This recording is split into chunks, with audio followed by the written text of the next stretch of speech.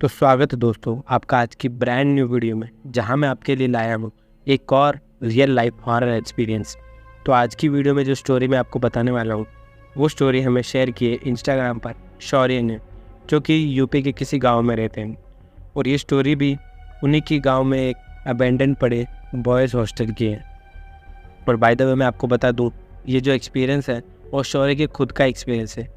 So thank you so much Shaurya, आपका ये experience हमारे साथ शेयर करने के लिए। तो वीडियो में आगे बढ़ने से पहले अगर आपके पास भी कोई भी रियल लाइफ हॉरर एक्सपीरियंस, तो आप मेरी जीमेल आईडी या मेरे इंस्टाग्राम पर आप मुझे अपनी स्टोरी शेयर कर सकते हैं, जो कि मैं अपनी वीडियो में कवर अप ज़रूर करूँगा। तो आगे बढ़ते हैं। तो स्टोरी में टोटल 6 फ्रेंड्स हैं, जिनके नाम है शशांक, अखिल, अर्नव, कुशाग्र, अभिनव और शौर्य। तो जो शौर्य है वो बेसिकली इस टाइप का बंदा है जो एडवेंचर्स वाली चीज़ों में ज़्यादा इंटरेस्टेड रहता है। ख़ास कर अगर कोई भी इंटरेस्ट वाली चीज़ पैरानॉर्मल चीज़ों से रिलेटेड हो, तो बेसिकली शौर्य को पैरानॉर्मल चीज़ें एक्सप्लोर करना बहुत ज़्यादा पसंद है। एक तरह से वो उसका शौक़ है। लेकिन शौर्य ने ये सोचा नहीं होगा कि उसका जो ये पैरानॉर्मल चीज़ों को एक्सप्लोर करने का शौक़ है, वो शौक़ आज उसी पर भारी पड़ने वाला है, या कहूँ उसके साथ उसी के 5 और फ्रेंड्स के ऊपर भारी पड़ने वाला है। तो बेसिकली ये जो स्टोरी है वो है 2020 की, जब शौर्य को कहीं से पता चला था कि उन्हीं के गांव में उनके कॉलेज से कुछ दूर एक बॉयज़ हॉस्टल है, जो कि अबैंडन पड़ा है। और लोगों का मानना है कि ये बॉयज़ हॉस्टल असल में हॉन्टेड है। तो शौर्य ने सोचा कि क्यों ना इस बॉयज़ हॉस्टल को एक्सप्लोर किया जाए और यहाँ की सच्चाई पता लगाई जाए। तो शौर्य ने अपने 5 फ्रेंड्स, जिनके नाम मैंने आपको अभी मेंशन किए थे, उनके साथ मिलकर प्लान बनाया इस बॉयज़ हॉस्टल को एक्सप्लोर करने के लिए। यहाँ का प्लान बनाने से पहले शौर्य ने अपने फ्रेंड्स को बता दिया था कि लोगों का कहना है कि ये बॉयज़ हॉस्टल असल में हॉन्टेड है। हम इसी बॉयज़ हॉस्टल को एक्सप्लोर करने जाएंगे और इसकी सच्चाई पता लगाएंगे। पूरा प्लान सेट हो गया। उन्होंने डिसाइड किया कि करीबन दोपहर के 2 बजे तक वो बॉयज़ हॉस्टल के मेन डोर के यहाँ पे मिलेंगे। तो जैसे 2 बजे वो सब के सब पहुंच गए बॉयज़ हॉस्टल के दरवाजे के बाहर। और जैसे ही उन्होंने हॉस्टल के मेन डोर में एंट्री ली, उन्हें थोड़ी नेगेटिव फीलिंग आने लग गई थी। फिर भी वो बोले कि अंदर तो ज़रूर जाएंगे। इतने में जो निखिल है वो तो डर के मारे वहाँ से भाग गया। मतलब निखिल तो मेन डोर से बाहर निकल गया था। जैसे ही अखिल मेन डोर से बाहर निकला, उसे अर्नव के घर से कॉल आने लग गया कि बेटा हम अर्नव को कॉल कर रहे हैं, वो कॉल नहीं उठा रहे हैं, उससे बात कराओ ना। तो फिर निखिल अंदर आया और अर्नव को पूछा कि भाई तेरे घर से कॉल आ रहा है, और वो बोल रहे कि तू कॉल नहीं उठा रहा है। लेकिन अर्नव ने कहा कि मुझे तो कोई कॉल नहीं आया मेरे घर से। तो शौर्य ने बोला कि चलो ये सब छोड़ो, हम अंदर चलते हैं, आगे अंदर जाके एक्सप्लोर करते हैं। जैसे जैसे वो अंदर जाने लगे तो उन्होंने देखा कि पूरा बॉयज़ हॉस्टल एकदम पूरा टूटा फूटा पड़ा है। दरवाजे उसके टूटे हुए हैं, खिड़कियाँ भी टूटी फूटी पड़ी हैं। तो सबने डिसाइड किया कि एक टूटी विंडो से वो कूदकर अंदर एंट्री लेंगे।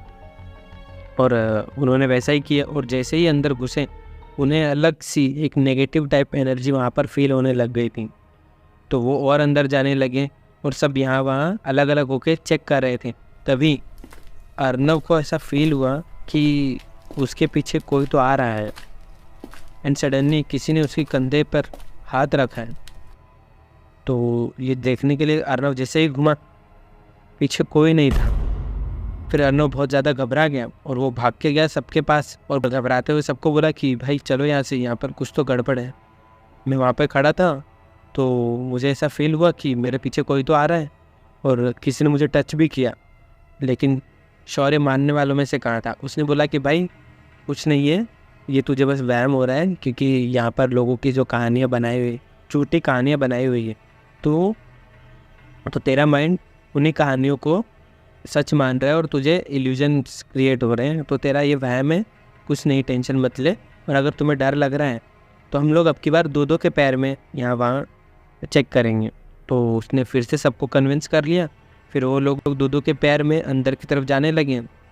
तभी अचानक से हॉस्टल के किसी एक रूम से ग्लास के टूटने की आवाज़ आने लगी। तो सब भाग के कमरे के यहाँ पे पहुँचे। तो उन्होंने वहाँ पर जो देखा, सबके सब शॉक में हो गए, क्योंकि उन्होंने देखा ज़मीन पर सिंदूर से बना हुआ एक ट्रायंगल है और उसके बीच में 2 हड्डियाँ पड़ी हैं। एक काले कलर का कपड़ा है और ट्रायंगल के जो तीनों कॉर्नर है वहाँ पर 3 कुत्तों के कटे हुए सर पड़े थे। ये देखकर उन्हें इतना तो विश्वास हो गया था कि यहाँ पर कोई न कोई ब्लैक मैजिक से रिलेटेड रिचुअल परफॉर्म करने की तैयारी चल रही है। और ये सब जो उन्होंने देखा, सब लोग डर गए थे और उनकी हालत थोड़ी ख़राब हो गई थी। डर के मारे वो लोग वहाँ से भाग गए। लेकिन ये सब होने के बाद में शौर्य अभी भी नहीं रुका। उसने अपने दोस्तों को फिर से कन्विंस किया और अगले ही दिन उसी हॉस्टल में, उसी कमरे में जहाँ पर उन्होंने वो सब चीज़ें देखी थी, बट अब की बार वहाँ ना तो कोई ट्रायंगल बना हुआ था, ना ही कोई हड्डियाँ थी, ना कोई कपड़ा और ना ही वो कुत्तों के कटे हुए सर। अब की बार वहाँ पर जो दीवारें थी वहाँ पर खून के धब्बे लगे हुए थे और वो यहाँ वहाँ देखने लगे। तभी अचानक से जो अभिनव है उसके कान और नाक से खून आने लग गया था और अभिनव की यह हालत देख के सब लोग बुरी तरह घबरा गए और उन्होंने अभिनव से पूछा कि क्या हुआ भाई, तेरी तबीयत ठीक नहीं है क्या, क्योंकि तेरे कान और नाक से खून आ रहा है। उन्हें कुछ समझ ही नहीं आ रहा था कि वो उस वक्त क्या करें। सबसे पहले वो लोग वहाँ से निकले और अभिनव को एक डॉक्टर के पास लेके गए। वहाँ जाके डॉक्टर ने अभिनव का चेकअप किया, सब नॉर्मल था और डॉक्टर ने अभिनव को कुछ मेडिसिन दी उसकी वजह से अभिनव का खून रुकना बंद हुआ। बट अभी भी अभिनव पूरी तरह ठीक नहीं हुआ था। वहीं पास में एक मस्जिद थी, तो उन्होंने बोला कि अभिनव को उस मस्जिद में लेके चलते हैं। वहाँ पे एक मौलवी जी रहते हैं, उनसे बात करते हैं।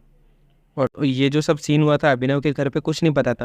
तो सबसे पहले इनमें से किसी एक ने अभिनव के घर पे कॉल करके पूरी बात बताई और उनको उस मस्जिद में आने के लिए बोल दिया। फिर तो जब अभिनव के घर वाले आए वहाँ पर मस्जिद में, तो सब मौलवी जी को पूरी बात उन्होंने अच्छे से बताई कि उनके साथ क्या क्या हुआ था एक दिन पहले और आज के दिन भी। तो मौलवी साहब ने पहले तो अभिनव को चेक किया, फिर कुछ ध्यान लगा के फिर अचानक से अभिनव के घर वालों को बोला कि इन्होंने किसी शैतान से उलझने की बहुत बड़ी गलती कर दी थी और उसी का असर इस बच्चे पे हो रहा है। मौलवी जी ने कुछ तो किया था जिससे अभिनव ठीक हो गया था। तो मैं आपको ये पूछता हूँ कि अगर आपके साथ में ऐसा कुछ हो तो आप कभी भूलकर भी उस जगह पर जाने की ज़रूरत करोगे? मैं होता तो मैं तो शायद बिल्कुल नहीं जाता। तो जैसा कि मैंने आपको पहले ही बताया था कि शौर्य को ऐसी ही चीज़ें एक्सप्लोर करना बहुत पसंद था।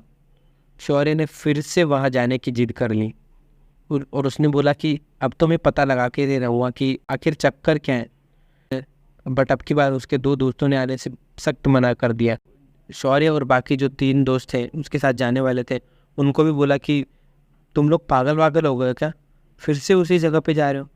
अभी जब हम लास्ट टाइम वहाँ पर गए थे तब पता नहीं अभिनव के साथ क्या हुआ था और तुम फिर भी वहाँ जाने वाले हो। लेकिन शौर्य ने बोला कि कुछ नहीं है भाई, वो सब हमारा वहम था और अभिनव की शायद तबीयत खराब होगी और उसने बताया नहीं रहेगा। तो इतना बोल के शौर्य और वो बाकी 3 फ्रेंड्स वहाँ से निकले और सीधा वही हॉस्टल में उसी कमरे में फिर से पहुँचे। लेकिन अब की बात ना तो वहाँ कोई सामान था, ना ही दीवार पर खून लगा हुआ था, वहाँ पर कुछ भी नहीं था, सब नॉर्मल था। तो अब की बार शौर्य और बाकी जो उसके 3 फ्रेंड्स थे उन्होंने थोड़ा यहाँ वहाँ चेक किया और फिर वो वहाँ से निकल गए।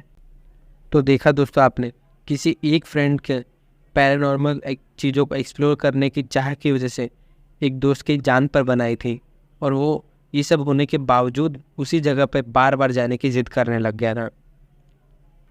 तो दोस्तों यही थी आज की स्टोरी। आई होप आपको आज की वीडियो पसंद आई होगी। अगर आपको वीडियो अच्छी लगी है तो वीडियो को लाइक करें, कमेंट करें और अपने दोस्तों के साथ शेयर करें जिन्हें शौर्य के जैसे पैरानॉर्मल चीज़ों को एक्सप्लोर करना पसंद है, और चैनल को सब्सक्राइब ज़रूर करें। मैं मिलता हूँ आपको एक और नई रियल लाइफ हॉरर स्टोरी को लेके। तब तक के लिए बाय बाय।